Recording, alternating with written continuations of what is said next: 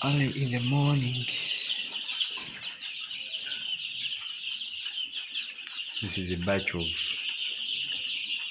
300 birds.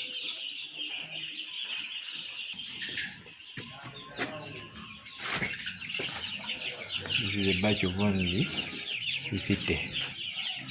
Only 50 birds.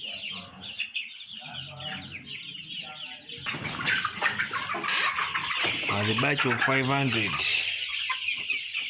Yeah. Here we are right now. The batch of 500 birds. It's just one. They are just 1 month and 2 weeks. There is no magic here. It's just obeying the law of cause and effect. At your stolen law of cause and effect. There's nothing. Everything happens for a reason. That means you have to have done something to get the effect. Now the cause here that we have, all the action we do is the hard work and being consistent in these birds. That's how we make a living. And the effect that we get is the earning on a monthly basis. Let's follow the law. There are business laws that are always have to be respected. If you don't respect them, in one way or the other, they have to. The effects or the consequences, you have to suffer them. But if you follow the laws, if you obey the laws, of course you have to be successful. Yeah. So I urge you guys to take action. Immediate action. If you don't take immediate action, of course you will not know the feedback. You will not get the feedback. Even if the feedback was about a failure, that means when you fail you will learn. And in this kind of poultry business, every challenge you face, and you note it down, you gain the knowledge of how to avoid it. Yeah, you gain the knowledge. Some people cannot take care of the brooder. Some people fear starting poultry farming because of this, the brooder stage. It is very easy if you follow the steps that you have to do to raise these birds so that they are up to the time where they have grown their feathers and they can generate their own warmth like these ones or the other ones. Now these ones no longer need a lot of heat because they have already grown feathers. They can generate their own They can generate their own heat.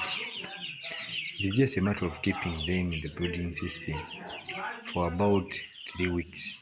By 3 weeks, if they are under good care, good feeding, right formula of the feeds, they will grow their feathers and they will have to strain no more.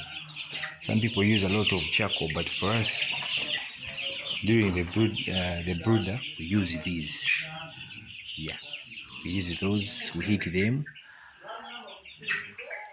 and they create a stove which can stay for more than 5 hours. This one can burn for more than 5 hours. Yeah, and they can still create that warmth even if it stops burning.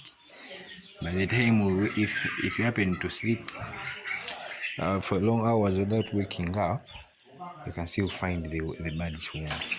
Then using the usual charcoal, the charcoal, this charcoal from the trees. Those people who can afford the electricity, but here we use solar.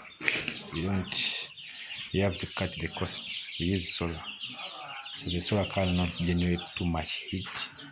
If you have electricity, you can use that. But here we cut the cost by using those. We make them. There is a guy who makes those kind of stoves.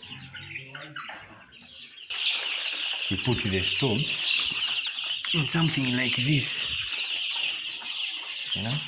You just put it here. You protect it. This mesh protects the birds from getting burnt. I think you can see there is fire here, around here. I'm going to just add another one so that they can get more warm. Here there is heat coming out from here. It doesn't create any a lot of soot. The birds will suffocate. No, it just burns. It is a soil. There's some clay with some trash. How are you guys?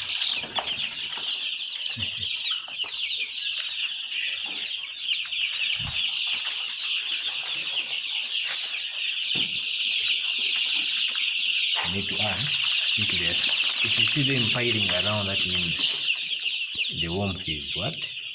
Is too little. So we need to add more of this. There is fire already there, but we need to add so it can burn and produce more heat for them and stop them from compiling around.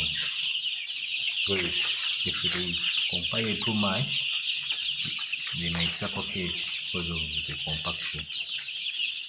So if you see during your brooding, you see birds collecting themselves like this, that means they are seeking for more warmth. So you need to add more heat. So that's it for today. Hope you learn something and get and start over also.